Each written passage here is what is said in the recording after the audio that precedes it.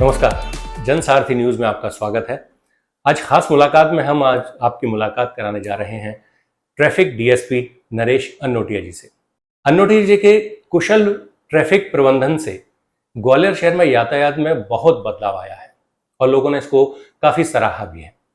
आज हम इसी प्रबंधन के बारे में जानेंगे नरेश अन्नोटिया जी से। नरेश जी, बहुत बहुत स्वागत है आपका। धन्यवाद ब्रदर। नरेश जी, सबसे पहले मैं आपसे ये जानना चाहूँगा कि पुलिस में आप किस पद से आए, कहाँ कब आपका सिलेक्शन हुआ था?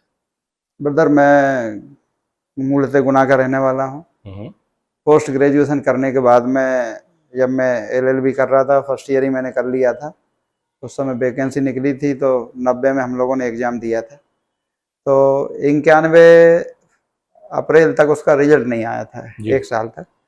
उस समय मैं पोस्ट ऑफिस की ट्रेनिंग करने बड़ौदा चला गया था और बड़ौदा से आके मैंने पोस्ट ऑफिस में ज्वाइन कर लिया था, क्योंकि मेरिट बेसिस पे मेरा सिलेक्शन हुआ था। फिर उसके 1 महीने बाद ही रिजल्ट आ गया। रिजल्ट आने के बाद में देखा मैंने कि भाई मेरा इसमें सिलेक्शन हो गया। तो फिर हम लोगों ने काफ़ी 40-50 लड़के वहाँ से सिलेक्ट हुए ग्वालियर के लिए। तो हम लोगों ने वहाँ फिजिकल की तैयारी की और फिर मेरा इसमें 91 में ही सिलेक्शन हो गया सूबेदार के पद पर। अच्छा, ये पुलिस के अंदर ट्रैफिक विंग एक अलग संस्था के तौर पर देखी जाती है या किस तरह से इसको डिफाइन करेंगे? देखो, क्या रहता है कि पुलिस में हमारी कई शाखाएं होती हैं। सीआईडी होता है, एजे का होता है, इंटेलिजेंस होती है, ऐसी ट्रैफिक भी होता है। और समय समय पे बल को अलग अलग शाखाओं में बदला जाता है। अलग ये एक विंग नहीं है, लेकिन मैंने ये देखा है कि ट्रैफिक की नौकरी पुलिस में सबसे ज़्यादा चैलेंजिंग होती है। मैं देख रहा हूँ, आप ग्वालियर में, मैं यहाँ अभी 2019 में पदस्थ हुआ था। ट्रैफिक आप देखिए कि आज की डेट में 7,90,000 वाहन ग्वालियर जिले में रजिस्टर्ड है जी। रोडों की हालत आप देख रहे हैं।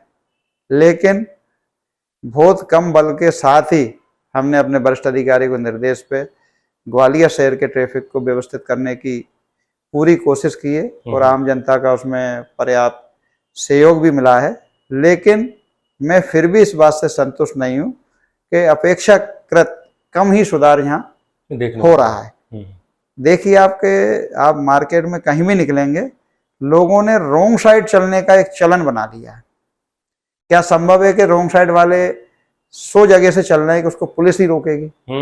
संभव नहीं है कि पुलिस सबको रोक पाए जी। आम जनता को खुद ही ये सोचना पड़ेगा कि रोंग साइड जाने से वो खुद भी दुर्घटनाग्रस्त हो रहे हैं, आम जनता को भी दुर्घटनाग्रस्त कर रहे हैं। तो जब तक आम लोग खुद पालन नहीं करेंगे यातायात के नियमों का, तब तक इसमें पूर्णतः सुधार होना संभव नहीं है। नरेश जी, आपको क्या लगता है किसी शहर का विकास जो है वो ट्रैफिक से भी आंका जाता है? देखिए ब्रदर, जब हम किसी भी शहर में जाते हैं तो ट्रैफिक के माध्यम से ही हमें ये पता चलता है कि शहर कैसा है। अगर आपका व्यवस्थित ट्रैफिक होगा, एंटर करते ही किसी व्यक्ति ने आके देखा कि ग्वालियर, दिल्ली से आ रहा है कोई व्यक्ति, ग्वालियर में एंटर हुआ, उसने देखा कि ट्रैफिक यहाँ किस तरीके से चल रहा है, अस्त व्यस्त ट्रैफिक देख के सोचेगा कि यार क्या हालात है। मतलब ट्रैफिक अगर अच्छा होगा तो आपके शहर की छवि अच्छी बनेगी। अच्छा, इसमें पब्लिक का रोल और पुलिस का रोल ट्रैफिक मैनेजमेंट में कितना आप मानते हैं? पब्लिक देखिए ब्रदर, मैं बता दूं, आप सोचिए कि यहाँ लगभग 20 लाख की पॉपुलेशन होने जा रही है। 20 लाख की पॉपुलेशन पे आप बिलीव करेंगे 190 लोग ट्रैफिक में पदस्थ हैं जी। अधिकारी कर्मचारी मिला के टोटल 190 लोग। तो 20 लाख की तुलना 1 से 90 से करो तो सोचिए आप हमारा योगदान कितना रहा। मतलब 1% भी नहीं है। 1% भी हमारा योगदान नहीं है। इसलिए मैं जनता से ये अपील करूंगा आपके माध्यम से, अगर यातायात के नियमों का पालन हम करें तो असमय दुर्घटनाओं में जो लोग मारे जा रहे हैं या शारीरिक रूप से दिव्यांग हो रहे हैं, उन सबको हम रोक सकते हैं। किसी शहर का आईना कहा जाता है ट्रैफिक को। 100% मैं आपकी बात से बिल्कुल सहमत हूँ। हर शहर का आईना होता है ट्रैफिक। ट्रैफिक अगर आपका अच्छा होगा, आपके शहर की पहचान अच्छी बनेगी। आप देखिए कि आज कई लोग मुझे फ़ोन करके बोलते हैं कि साहब, हम लोगों के पास 4 व्हील है लेकिन हमारी हिम्मत नहीं होती है कि हम 4 व्हील लेके सड़क पे मार्केट में चले जाएं, क्योंकि पर्याप्त पार्किंग की व्यवस्था नहीं है, वाहनों की संख्या बेतहाशा बढ़ रही है, ट्रैफिक रेंग रेंग कर चल रहा है, सड़कें वही हैं, कई जगह नगर निगम, पुलिस और प्रशासन मिलके अतिक्रमण भी हटा रहा है। कभी कभी सभी लोगों को हमको उसमें भी मतलब विरोध का सामना करना पड़ता है, बिल्कुल। लेकिन बुद्धिजीवी वर्ग आके फिर उस चीज का सॉल्यूशन निकालने की कोशिश करता है। ऐसा नहीं है कि 100% लोग विरोध कर रहे हैं, कुछ परसेंट लोग जिनका जहां स्वार्थ है वो हर चीज का विरोध करेगा। दुकानदार अपनी दुकान का जो दायरा है उससे जब तक 5 से 10 फीट आगे सामान नहीं रख लेता, उसे लगता है कि मेरा सामान बिकने ही वाला नहीं। बिल्कुल नहीं, बिल्कुल। तो जब तक ये सोच नहीं बदलेंगे हम, हमारे शहर के ट्रैफिक में सुधार होना उस हिसाब से संभव नहीं है जिस हिसाब से हम चाहते हैं। आपको क्या लगता है इसके लिए क्या कुछ किया जाना चाहिए? कई बार होता है कि बच्चों को ट्रैफिक के रूल्स के बारे में बताया जाना चाहिए, जो व्यापारी है उसको बताया जाना चाहिए, उसको जागरूक किया जाना चाहिए। क्या लगता है कि आपको सिर्फ जागरूकता ही इसमें कारगर हो सकती है ट्रैफिक मैनेज करने में, या एजुकेशन जो है वो स्कूल लेवल पर वो ही एक कारगर उपाय हो सकता है, या कुछ और होना चाहिए? देखिए ब्रदर, क्या रहता है, जागरूकता एक सबसे सशक्त माध्यम है जिससे हम लोगों को बता सकते हैं कि भाई हम यातायात के नियमों का पालन नहीं कर रहे हैं तो इतने लोग दुर्घटनाओं में मारे जा रहे हैं। बिल्कुल। जब उनको ये एहसास होगा कि भाई दुर्घटना किसी की भी हो सकती है, भाई मैं हूँ, आप हो, कोई भी हो सकता है। जब कहीं भी जाके दुर्घटना कोई आदमी सोच समझ के नहीं कर रहा है, अचानक होती है दुर्घटना। और दुर्घटना में आप कितना भी बचने की कोशिश करो, आप अगर डेथ नहीं हो रही है तो इंजर्ड होना तो आपका तय है। हो सकता है कि आप मानसिक रूप से विकलांग हो जाएं। शहर की बहुत सारी सामाजिक संस्थाएं लगातार इसमें काम कर रही हैं। हम लोग प्रत्येक स्कूल कॉलेज में जाके अवेयरनेस प्रोग्राम चला रहे हैं, हमारे वरिष्ठ अधिकारी भी जा रहे हैं। चेंबर ऑफ कॉमर्स ने भी कई बार इसमें जागरूकता अभियान में हिस्सा लेके हमारा साथ दिया है। सारे लोग कर रहे हैं, लेकिन इसके बावजूद मैंने देखा है कि उस हिसाब से सुधार नहीं हो रहा है जिस हिसाब से हम जनता से अपेक्षा करते हैं। जनता को खुद को आगे आना पड़ेगा, हर व्यक्ति को ये सोचना पड़ेगा कि यातायात को सुधारना मेरा व्यक्तिगत काम है, तब इसमें सुधार हमें उस हिसाब से दिखेगा जिस हिसाब से हम चाहते हैं। ट्रैफिक इंजीनियरिंग एक शब्द है, उसको किस तरह से लेते हैं? देखो ब्रदर, क्या रहता है कि ट्रैफिक इंजीनियरिंग की वजह से भी कई बार बहुत सारी दुर्घटनाएं होती हैं। कहीं आपने देखा होगा टर्निंग ऐसे बने हैं कि जो तेज गति से गाड़ी आने के बाद में गाड़ी एक्सीडेंट हो जाती है। समय समय पे हम लोग जो फर्में, जो एजेंसियां, उनके साथ ब्लैक स्पॉट जो बन जाते हैं उनका भ्रमण करते हैं और उसमें देखते हैं कि उसका विश्लेषण करते हैं कि यहाँ दुर्घटना किस कारण से हुई है, क्या रोड की कोई कमी है तो उसको सुधार करते हैं। तो सभी विभाग मिलकर इसमें लगातार काम कर रहे हैं और माननीय सुप्रीम कोर्ट के निर्देशन में एक कमेटी बनाई गई है जो दुर्घटनाओं के आंकड़ों का विश्लेषण करती है और फिर उसमें सुधार कैसे हो सकता है उसमें फिर काम किया जाता है, तो दुर्घटनाएं कुछ कम हो रही हैं। ट्रैफिक सुधार के दौरान आपको सबसे ज्यादा किस तरह की समस्याएं देखने को मिल रही हैं? देखिए ब्रदर, क्या रहता है कि जब हम फील्ड में काम करते हैं, जैसे किसी व्यक्ति को हमने रोक लिया चालान करने के लिए, तो जिसको रोकते हैं उसका कहना तत्काल ये होता है, चाहे मैं रोकूं या और कोई रोक, साहब जो 100 लोग जा रहे हैं, मतलब जो 100 लोग जा रहे हैं इनको भी पकड़िए। आप सोचिए कि अगर प्रत्येक व्यक्ति को रोक के पुलिस खड़ा करना शुरू कर देगी तब जाम लग तो काम आसान होगा या कठिन होगा? काम हो ही नहीं सकता है। हम एक चौराहे पर ज्यादा से ज्यादा 5 आदमी खड़े कर पाते हैं, 200 आदमी को रोक लेंगे तो हम किस किस से बात करेंगे? बिल्कुल। हमारा उद्देश्य एक व्यक्ति को खड़ा करके चालान करना नहीं है, 10 लोगों को सतर्क करना है। जो एक व्यक्ति वह खड़ा है तो जितने लोग देख के जाएंगे वो सब ये सोचेंगे कि यार ये यातायात के नियमों को उल्लंघन करने की वजह से पकड़ा गया है, तो शायद उसको देख के उनमें ये जागरूकता आ जाए कि हम ऐसा काम ना करें कि पुलिस हमको रोक के चालान करे। सरकार का उद्देश्य चालान करना नहीं है, ये एक सशक्त माध्यम है कि रोक के हम आपको खड़ा करें जिससे आपको लगे कि आप हम जरूरी काम पे नहीं जा पा रहे हैं और हमारा जरूरी काम छूट रहा है, तो शायद उसमें थोड़ा सा ये सुधार आ जाए कि हम नियमों का पालन करेंगे तो पुलिस हमें नहीं रोकेगी। सरकार के पास पर्याप्त बजट होता है, चालान करके सरकार को पैसा इकट्ठा नहीं करना है, जी, किसी भी तरीके से जनता से यातायात के नियमों का पालन कराना है, जिससे दुर्घटना को कम किया जा सके और असमय जो लोग मारे जा रहे हैं उनको बचाया जा सके। नरेश जी, एक बात देखने को मिलती है, जब भी जो आप पुलिस कार्रवाई करती है तो सबसे पहले लोग फ़ोन खटखटाने लगते हैं, फ़ोन खनखनाने लगते हैं। जो उनके रसूखदार लोग होते हैं उनके ज़रिए आप पर दबाव डालने की भी कोशिश की जाती है ताकि कार्रवाई से बचा जा सके। उस वक्त आपको क्या लगता है जब कहीं ऊपर से फ़ोन आता है कि नहीं, इन्हें छोड़ दीजिए या इनके विरुद्ध कार्रवाई मत करिए? देखिए ब्रदर, क्या रहता है कि हर व्यक्ति की जो मानसिकता होती है कि किसी भी तरीके से उसकी जेब का जो पैसे जाने वाला है सरकारी खजाने में जुर्माना होके, वो किसी भी तरीके से बचाए उसको। अगर हर व्यक्ति की मानसिकता है, मैं भी उसमें शामिल हूँ, अगर मेरा कहीं पैसा जा रहा होगा गलती करने पे तो मैं कोशिश करूंगा कि मैं अपने पैसे को बचाऊं। लेकिन कई बार ये बात सही है कि लोग हमको फोन करते हैं कि भाई इनकी मदद करिए, कई बार जायज कारण भी होता है और हम लोग उसमें छोड़ भी देते हैं, लेकिन उसमें विरोध का सामना हमें तब करना पड़ता है कि 10 आदमी खड़े हुए हैं और कोई वहाँ चाहे ये चाहे कि भाई मुझे छोड़ दिया जाए, तो ऑन स्पॉट ये संभव नहीं हो पाता है कि हम किसी को छोड़ें। और जब इस टाइप की हम काम करेंगे तो जनता हो सकती है कि हमारे ऊपर ही ब्लेम करेगी कि भाई ये पक्षपातपूर्ण कार्रवाई कर रहे हैं, और पक्षपातपूर्ण कार्रवाई है। अगर 4 लोगों को रोक के मैं 3 लोगों को चालान कर रहा हूँ, 1 लोगों को छोड़ रहा हूँ, तो कभी कभी ऐसी परिस्थितियां पैदा होती हैं।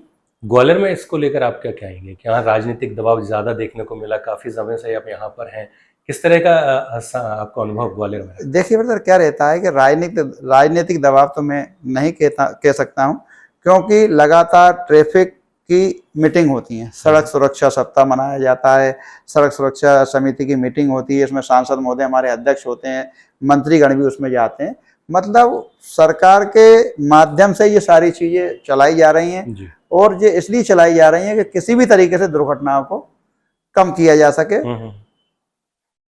अच्छा, आजकल देखने को मिल रहा है कि जो अपराधी हैं वो सड़कों से ही गुजरते हैं, उन्हें जितनी जानकारी सड़कों की होती है शायद पुलिस उस तक नहीं पहुंच पाती उनकी जानकारी के अनुरूप।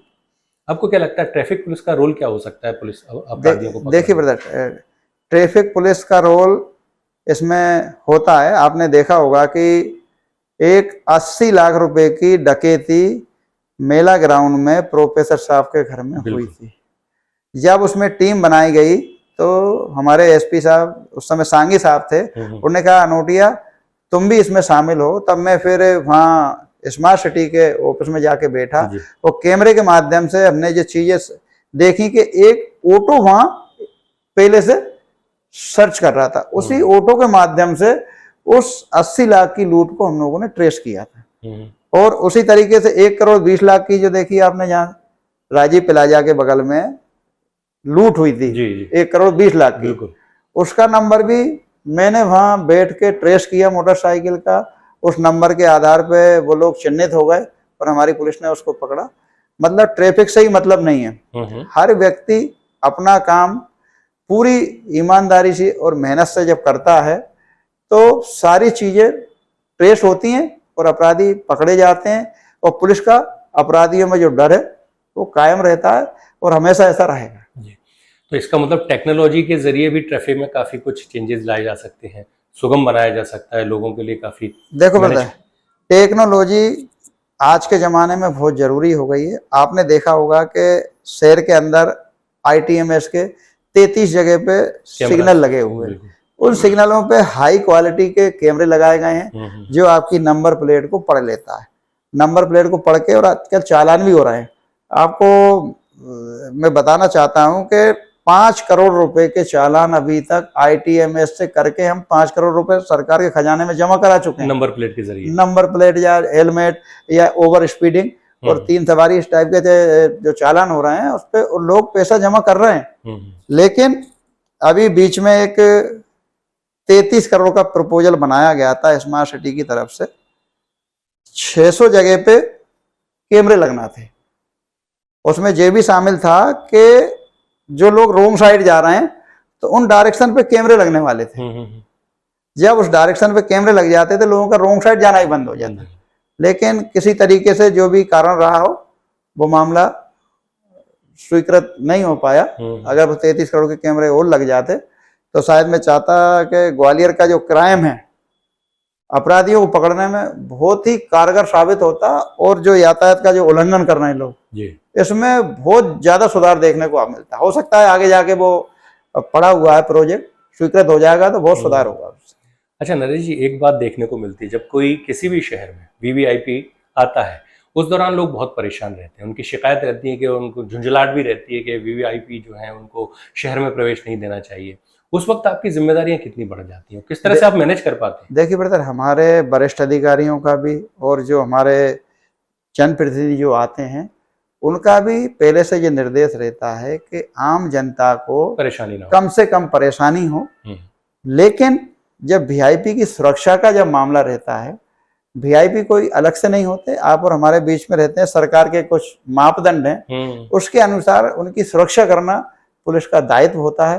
तो हम कम से कम जनता को परेशानी हो इस टाइप का ट्रैफिक प्लान पहले से हम आप लोगों के माध्यम से दे देते हैं, जिससे जनता परेशान ना हो। लेकिन कभी कभी ऐसा हो जाता है कि भाई थोड़ा बहुत ज्यादा समय रुक जाता है ट्रैफिक का, तो आम जनता को परेशानी तो होती है। इसमें एक चीज और ऐड की जा सकती है, जो टेक्नोलॉजी के जरिए हर व्यक्ति के पास मोबाइल है, उसमें कुछ ट्रैफिक पुलिस के जरिए मैसेज भेजा जा सके या टाइम जो है परेशानी का वो घटाया जा सके, ताकि लोग।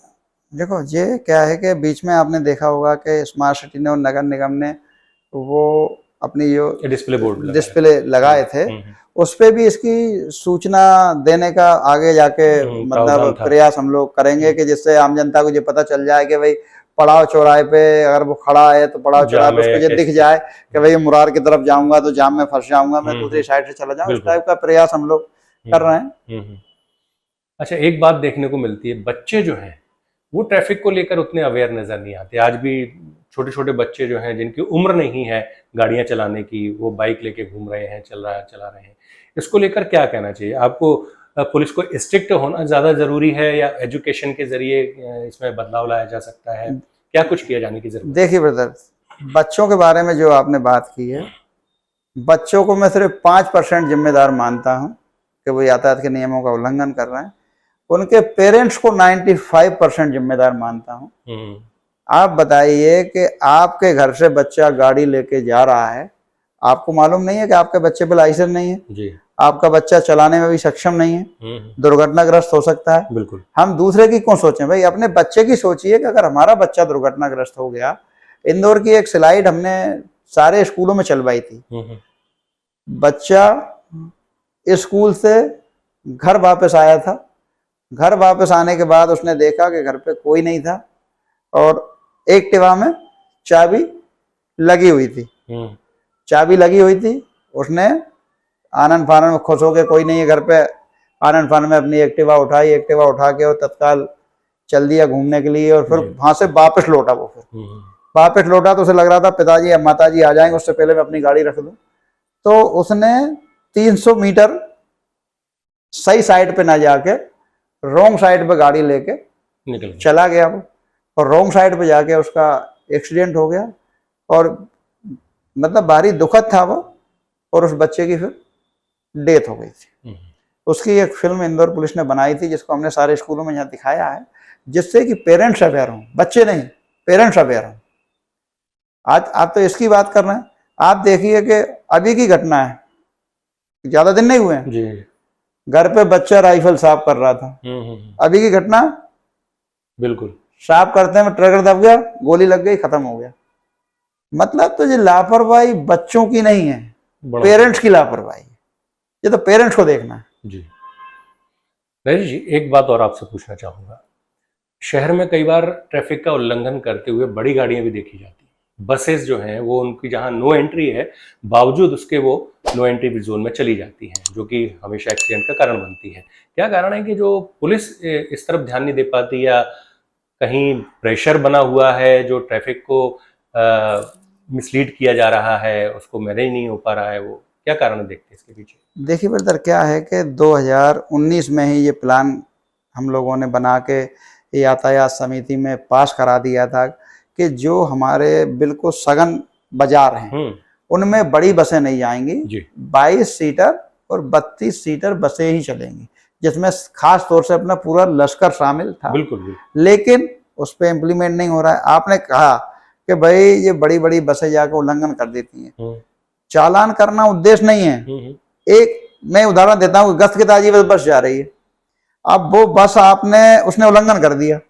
अब सोचिए कि उस बस को हमारा कोई भी कर्मचारी अधिकारी वहां खड़ा करा लेगा, जाम हो जाएगा, जाम लगेगा जी। उसको वो 1 किलोमीटर बाहर कहीं ले जाके लगा के खड़ा करेगा, तब उसका चालान कर पाएगा। और उसमें बच्चे भी बैठे हुए हैं, सुबह से बच्चे पढ़ने गए, 5 घंटे हो गए जी। कल को कोई किसी बच्चे के साथ कोई बात हो गई, जिम्मेदार कौन? पुलिस के साथ। पुलिस ने 1 घंटे बस को खड़ी रोक के रखा, जिससे बच्चे के साथ ऐसा ऐसा हो गया। तो बहुत सारी चीजें इस तरीके की होती हैं कि चाह कर भी हम नहीं कर पाते, क्योंकि मानवीयता सबसे पहले है, चालान करना उद्देश्य नहीं है। अब तो ये हो गया कि फोटो खींच के भी हम लोग चालान करते हैं।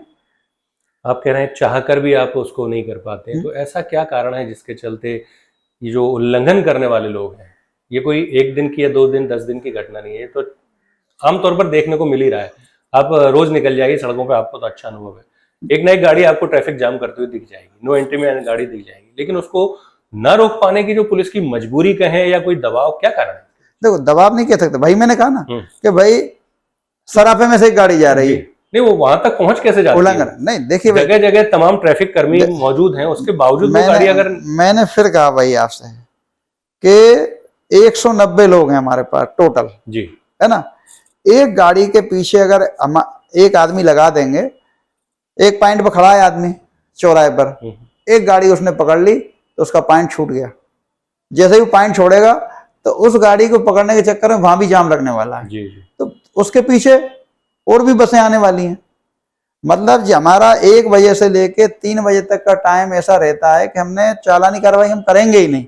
उस समय हमारा एक ही उद्देश्य है कि जो बच्चे स्कूल से पढ़ के आ रहे हैं सुबह से, किसी भी तरीके से जल्दी वो घर पहुंच जाए। स्कूल बसेस की तो बात चलिए हो जाती है कि उनका पर्टिकुलर टाइम है जिस पे वो निकलते हैं, लेकिन जो आमतौर पर यात्री बसें हैं ये बहुत ज्यादा परेशानी नहीं। यात्री बसें देखिए क्या है कि इस तरफ लश्कर सर्किल में तो एलाउ है ही नहीं, बिल्कुल एलाउ तो कंपू क्षेत्र में भी नहीं है। नहीं मिलती है, देखने को क्यों मिलती है, कंपू क्षेत्र में भी एलाउ नहीं है। और बीच में इनका जो झांसी रोड पे बस स्टैंड बना दिया वीडियो कोच वाला, अभी क्या है कि उसको सीमेंटेड भी करा दिया है अभी नगर निगम ने, लेकिन उनका कहना ये है कि वहां भरने के बावजूद भी रोड पर गाड़ियां खड़ी करना पड़ रही है, मतलब पर्याप्त एक स्थान नहीं है। हमने बीच में सुझाव भी दिया था यातायात समिति में कि भाई एक बस स्टैंड अलग से बनाया जाए बिक्की फैक्ट्री से आगे झांसी जाने वाली बसों के लिए, एक इधर बनाया जाए चिरवाई की तरफ सीपरी जाने वाली बसों के लिए, एक भिंड रोड पे बनाया जाए और एक मुरैना रोड पे बनाया जाए, जिससे कि चारों दिशाओं में बाहर रहें गाड़ियां। तो क्या होगा, जब बाहर बसें रुकेंगी तो जो छोटे ट्रांसपोर्ट व्हीकल चल रहे हैं, 3 व्हीलर, इनका भी एक दायरा बढ़ जाएगा। जो शहर में जाम कर रहे हैं तो कम से कम दूर तक जाएंगे तो शहर में कुछ कम ट्रैफिक दिखेगा और जाम की स्थिति भी कम निर्मित होगी। ग्वालियर में आपने एक ट्रैफिक अव्यवस्थित करने की जो वजह है वो भी देखी होगी, नई वजह जो दिखाई दे रही है, इलेक्ट्रिक व्हीकल्स जो आ गए हैं ऑटो, वो कुछ संख्या में ज़्यादा दिखाई दे रहे हैं। पहले से ही ऑटोस चल रहे थे जो कुछ इसमें इलीगल भी थे, जिस पर कार्रवाई भी कोर्ट की तरफ से आदेश था कार्रवाई करने का, लेकिन बावजूद उसके एक नया ट्रैफिक का जो आ गया है साधन, वो भी लोगों को परेशानी का कारण बनता जा रहा है। उसको लेकर क्या कुछ पुलिस करती है? क्या पता क्या कि सन 2000 में जब मीटिंग हुई थी इलेक्ट्रिक व्हीकल्स को लेके यातायात समिति की, जब उसमें लगभग 1700 ई रिक्शे थे जी यहाँ पे जी। तब उस समय कलेक्टर साहब ने जो तत्कालीन रहे थे हमारे, उनने कहा था कि भाई हम 2000 की संख्या पे इसको सीमित कर देंगे जी। लेकिन जब उसकी प्रोसेस पूरी देखी गई, आरडीओ साहब ने जब पूरा देखा सिस्टम कि भाई जहाँ अपने स्तर पे ये कार्रवाई नहीं हो सकती, शासन स्तर पे ये कार्रवाई होगी, और उनके द्वारा ये बता दिया गया कि रजिस्ट्रेशन आप बंद नहीं कर सकते। अगर कोई व्हीकल लेके आता है तो आपको रजिस्ट्रेशन करना ही पड़ेगा और उसके लिए परमिट की आवश्यकता नहीं है। आज की डेट में मैं कह सकता हूँ कि लगभग 12,500 ई व्हीकल हैं। बताइए आपको क्या लगता है आज की डेट में ऐसी स्थिति में ट्रैफिक कैसे मैनेज होता है? भाई अगर इसकी संख्या को अभी भी नहीं रोका गया ना तो ये लगातार बढ़ते ही जाएंगे और शहर में निकलना अभी दूभर हो गया है, आगे जाके और भयावह स्थिति हो जाएगी। लेकिन इस पे प्रोसेस चल रही है, शासन स्तर पे शायद गया है इसका प्रपोजल कि इसको बंद किया जाए। लेकिन क्या है कि लोगों ने कि भाई गरीबों का साधन बन गया है, लोगों के पास रोजी रोटी नहीं मिल रही है, तो लोगों ने ये लेके चलाना शुरू कर दिया। किस्तों पे मिल रहा है, कंपनियां किस्तों पे दे रही हैं, कुछ शासन की योजनाएं हैं, शासन भी सब्सिडी के आधार पे गरीब लोगों को दे रही है। तो ये सब चीजें क्या शासन स्तर पे मैनेज होंगी तभी कुछ हो पाएगा। एक आखिरी सवाल आपसे करूंगा, ट्रैफिक में सुधार के लिए आप अपने अनुभव के आधार पर क्या और नई चीजें जोड़े जाने चाहिए, क्या आपको लगता है? देखिए ब्रदर, बहुत सारी चीजें जब आप अच्छा करने निकलेंगे तो बहुत सारे लोग आपके साथ अच्छा करने के लिए जुड़ जाते हैं। आपने देखा होगा कि मोती महल का जो एक गेट है जी, सिंगल रास्ता था, उसी से जाएंगे और उसी से आएंगे। फिर मेरे दिमाग में एक आया, तो एक पत्रकार मित्र थे मेरे, उनने और हमने मिलके इस पे प्लान बनाया कि यार किसी भी तरीके से रोड को डबल करना है। फिर ड्रोन से फोटो खिंचवाया गया। पीडब्ल्यूडी का ऑफिस था वो बैंक के बगल में जी। बैंक के बगल में, तो सब लोगों ने कहा भाई ये तो हेरिटेज जगह हो सकता है, न हो पाए, ऊपर तक बात जाएगी। लेकिन ऊपर तक जब बात गई तो ऊपर के जो बड़े अधिकारी और जनप्रतिनिधि उन्होंने कहा नहीं ये तो अच्छा सुझाव है, और आज देखो उसको तोड़ दिया गया। तोड़ने के बाद में वो रोड डबल हो गया। मतलब आम जनता को सुविधाजनक हुई ना, जो मतलब पड़ाव और फूलबाग की तरफ जाम था उसमें कुछ सुधार हुआ है। अभी एक प्रयास और हमने किया है, एजी ऑफिस है उसके नीचे की तरफ से दोनों तरफ रोड है।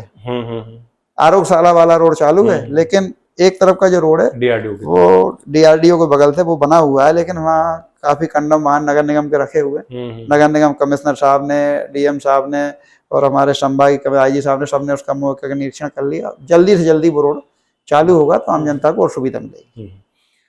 तो अब इसका मतलब ये माना जाए कि जितना पुलिस अहम भूमिका निभा सकती है किसी ट्रैफिक को मैनेज करने में, आम जनता की भी उतनी ही जिम्मेदारी बनती है कि वो पुलिस के निर्देशों का पालन करे, जो कानून संगत बातें हैं उनका पालन करे। तो क्या माना जाए कि आने वाले समय में ये दोनों ही जो समस्या का कारण है कि कहीं एक साथ चलते हुए ट्रैफिक को किसी भी परेशानी से बचाते हुए निकल सकेंगे? देखिए ब्रदर, क्या है कि हर व्यक्ति, मैंने तो ये देखा है कि ट्रैफिक के नियमों को और जब सख्त किया जाएगा तब जनता शायद इसमें सहयोग करेगी। अभी भी शायद जनता को ये लगता है कि भाई सब कुछ पुलिस और प्रशासन ही करेगा। अगर आम जनता पे, आपने देखा है ये हमारा मोबाइल है जी, जब इसका गलत इस्तेमाल हो जाता है तो आपके हमारे ऊपर केस दर्ज हो जाता है। बिल्कुल गलत इस्तेमाल हो जाता है, क्योंकि डर है ना केस का। इसी तरीके से जब इसमें भी ये होने लगेगा, ट्रैफिक रूल्स अगर आप फॉलो नहीं करेंगे तो हो सकता है कि आगे जाके आपके खिलाफ कोई आपराधिक प्रकरण भी पंजीबद्ध होने लगे। और अगर ऐसा ही हाल रहा, लोगों ने पालन नहीं किया, तो हो सकता है कि सरकार को आगे जाके इस पर सोचना पड़े कि भाई इसको भी आपराधिक श्रेणी में मान लिया जाए कि आप जानबूझ के लोगों की जान को खतरे में डाल रहे हैं, अपनी जान की तो परवाह है ही नहीं, और ये सब चीजें लागू हो जाएं। इसलिए मैं तो आम जनता से ये निवेदन करना चाहूंगा कि हमारा जो ट्रैफिक नियमों का सिर्फ समन शुल्क लेने का है, उसी हम तो चाहते हैं बिल्कुल एक भी चालान ना हो। गवर्नमेंट भी नहीं चाहती है, हम तो ये चाहते हैं कि आप यातायात के नियमों का पालन करें, जिससे कि आम जनता जाम में ना फंसे। जाम में फंसने से कई बार बच्चे परेशान हो जाते हैं, कई बार एम्बुलेंस फंसने से किसी की जान चली जाती है, कई बार दुर्घटनाएं हो जाती हैं, लोग मारे जा रहे हैं। तो मैं आप सब लोगों से यही निवेदन करना चाहूँगा कि यातायात के नियमों का पालन करके अपने अपने परिवार के और हमारे समाज के जो लोग असमय मारे जा रहे हैं एक्सीडेंट में, उनको हम बचा सकें और उनको असमय दिव्यांग होने से रोक सकें। यही मेरा आप लोगों से निवेदन है। नरेश जी, आपको बहुत बहुत शुभकामनाएं देता हूँ। आप किसी बड़े नए शहर में जा रहे हैं, वहाँ का ट्रैफिक संभालेंगे। स्टूडियो में आने के लिए आपका बहुत बहुत शुक्रिया। ब्रदर यार, मैं स्टूडियो में आपके यहाँ आया हूँ, मैं बड़े शहर में जा रहा हूँ, लेकिन ग्वालियर शहर में मैं यहाँ रहा हूँ जी। आपके माध्यम से मैं हमारे सारे मीडिया बंधुओं को इस बात के लिए बधाई दूंगा कि जहाँ का मीडिया, चाहे वो प्रिंट मीडिया हो या इलेक्ट्रॉनिक मीडिया हो, अच्छे कामों के लिए हमेशा प्रोत्साहित करता है, चाहे वो किसी विभाग के द्वारा किया जाए।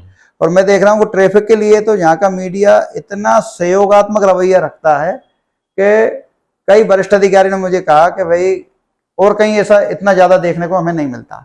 तो मैं सारे मीडिया बंधुओं का शुक्रगुजार रहूँगा कि उनने यहाँ यातायात को सुधार करने में बहुत सहयोग हमको दिया। और मैं चाहूँगा कि मेरे कल दूसरे साथी आके यहाँ इंदौर से ज्वाइन करने वाले हैं, जो सहयोग आपने यातायात को सुधार करने में मेरे साथ निभाया, उनके साथ भी ऐसा ही सहयोग करें जिससे हमारे शहर का ट्रैफिक बहुत अच्छा बेहतर हो पाए और हम लोगों को असमय मरने से और दिव्यांग होने से बचा सकें। बहुत बहुत शुक्रिया नरेश जी आपका। थैंक यू सर, आपका धन्यवाद बहुत बहुत। खास मुलाकात में फिलहाल के लिए इतना ही। नमस्कार।